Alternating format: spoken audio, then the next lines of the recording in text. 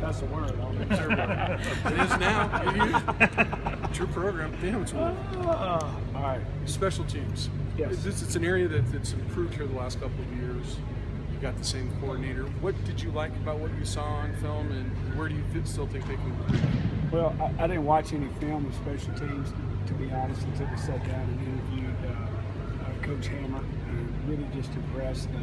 First of all, I'm going to be honest, I'm not a genius on, the X's and O's of special teams, but when he would explain a drill, explain the protection, explain the scheme, and he turned on the tape, his guys were executing what he explained. And, the players are a reflection of the coach, and they were executing everything he was saying. He explained it in a great manner, and it was an impressive interview. And since that time, probably runs the best special team meeting I've ever sat in and been a part of. The guys are into it. He's organized. He does a great job, and we're going to be good. We got to win some games on special teams. Are those plays that are basically energy, effort, discipline? First of all, it's called special teams, so you've got to give a special effort. And it's a home to, and it's a sacrifice for the team. You got to be willing to, no matter the situation, you got to suck it up and you got to go. And we put a lot of time in special teams, and we made sure that the first teamers know that you're going to be on at least 2 special teams. Now, that's not everybody, but we encourage, and Coach Summers and Coach Friend have told offense and defense, don't think if you're a starter and you're a starter, you don't have to play special teams. Everybody's got to play special teams. We're going to put our best players on the field, and guys that are going to make a difference. And it's hidden yardage. It's subtle plays that can turn the game around, that can be the difference between winning and losing. Mike, what was like having to kind of shift gears in the middle of practice, come in here? Is that something you guys are comfortable with yet, or is it still kind of throw you scrambling a little? I heard the horn. I said, "What's that?" I said, "That's lightning." And I said, "We got an indoor. Let's go to the indoor and practice." And we didn't wait around. We came right in here and started right where we left off, where I just came from. And we had to go inside. We had to meet or wait around until it cleared, and then go back outside. So it was nice to come in and get it done. Finish on time. We really finished a couple minutes early because we were no huddle. So. Guys still are going to get the amount of rest that we thought they were going to get today, and we didn't have to push practice back. And it was important we got the rep, so I thought it was awesome. We got to come right in and get the work done. You were able to kind of do all the same things you would have done if you stayed outside. We did everything. We had kickoff at the start of practice, and that was good that we got that in because you got to use the whole field. It's kind of tough to do kickoff in here, but other than that, we did the whole practice. We didn't skip a rep or change a period. I was able to get it all in. You're about a week into camp now. Have you been impressed with their recall and the systems that you guys installed, and how has reinstall gone, and how has that all affected basic practice? Well, I think we're doing a nice job of understanding what's going on. You're having the usual what goes on in camp, where you have a guy down today, a guy down the next day, and having to put guys in. But for the most part, guys are understanding what we're doing. They're getting better at assignments. Now we got to get better at the little things of executing that assignment, the fundamentals of that. We're playing hard, there's no doubt about it, giving good effort, but we still got to do better fundamentally. Coach Steve-O comes to practice 5 days essentially behind the rest of the guys. Is that going to hinder a guy who's might be fighting for a starting spot? Well, there's no question. When you miss 5 days, it hurts, especially when it's through the whole install. But he's a senior. He's going to be given this opportunity to show what he can do, and as soon as he gets back, it might help him too. He comes back, he's fresher than the other guys. When he gets out in full pads, he's fresh and doesn't have the sore legs. So we'll see. But anytime you miss practice, it hurts. As far as the mental reps, there's so much you can do mentally, but out there actually taking the rep and playing ball, that's hard. That's hard to overcome sometimes. But we'll see. Real important question. 2 days from now, you got to throw out the first pitch at the Rockies game. I haven't seen you warming up. Is that I wouldn't have a baseball team. I don't see a mound around here in practice. So we're going to get. I told myself I was going to go somewhere this summer and practice, but I haven't.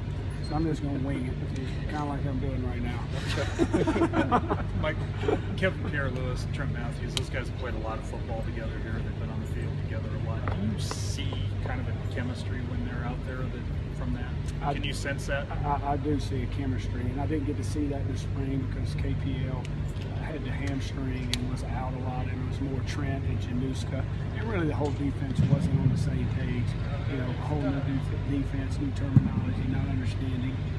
But those two guys are doing a nice job together, communicate. They're constantly talking to Coach Summers, and you know, this summer it was from May while those guys were on the road to this summer it was a steady stream of Trent and KPL going into the GA office, getting information, wanting to watch more tape. You know, they're excited, and it's something about being a senior last year, wanting to make it special. It's on their watch, and they're doing a nice job of making sure we're prepared every day. How well do they fit physically? They seem to be the kind of guys you want in the type of defense you're hoping to build. There's no question that you know, they're not just guys that are leaders, good communicators, but they're physical safeties that bring an element of physicality, which we're looking for on defense. They're not afraid to hit. They're consummate.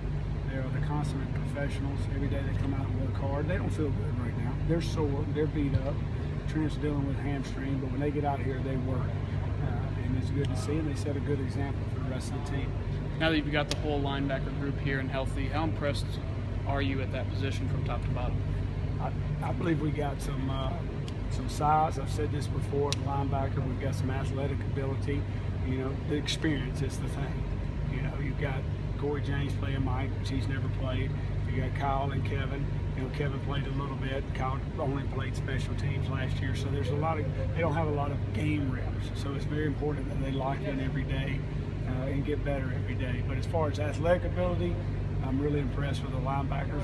Josh Watson is another guy that's doing a great job. And Montre Taylor, we moved to Sam, who's doing an outstanding job. These guys have talent. It's just experience. None of them have played in a game. And you lose two linebackers that played a lot of football here and made a lot of tackles. So, you know, hopefully, you know, we'll be able to do things to help those guys. But they're going to make plays because of their athletic ability too, though. So Jordan was out of red, Schlager was in it. Update on Benson, but can you give us an update on Benson? You know, he's still got a sprained ankle. Okay. He's in a boot. All right. You know, and it's kind of day to day, I think. You know, but when a guy's in a boot out here, we'll just wait and see. I'm not really sure. Who else you asked about? Schlager's in red. Schlager's in red, but practicing. It's more precautionary. Jordan got in a couple scuffles, so we tried to take him out of red since he wanted to scuffle. And I don't think Kevon's still in red. But, you know, overall, we're pretty healthy. But you just got the usual camp, soreness, groins, hamstrings, things like that. We got to be careful of. You know, we got to be able. You know, we cut it probably 20 minutes today. Practice took out an individual, took out a group, which enabled us to finish a little bit earlier. We'll cut a little bit off for tomorrow to make sure we're ready to go on Saturday and have a good scrimmage. Yep. Coach, on Tuesday you were asking your players for more intensity. Mm-hmm. How did they respond? What's the day? Today's Thursday. Thursday. Okay. My days run together. Yesterday we had a double. Yesterday was a good day because it was our first day of two-a-days. I thought we practiced extremely hard. We got better. They were good, both sides of the ball. I thought the defense started slow last night, but we got to the third down drill and the 1 minute drill. They did an outstanding job of bowing their neck and stopping the offense. So that was good to see, you know. And Coach Summers' message to the defense was, you know, we're going to have a bad play. We're going to have a bad quarter, maybe. We can't have a bad game. And basically, we can't have a bad practice. And I think we're learning to, everything's not going to be perfect every time. We just got to keep practicing and making sure that we're trying to get better throughout the practice. So it's good to see us respond. You know, today was a good day, you know, but you could tell it was after a two-a-day. You could see there was some soreness. We were moving a little slower at the start. You know, I think coming inside probably helped and rejuvenated us, but I'll look at the tape and have a better feel for tomorrow. Thanks, Coach. Thanks, Coach. All right, see y'all guys.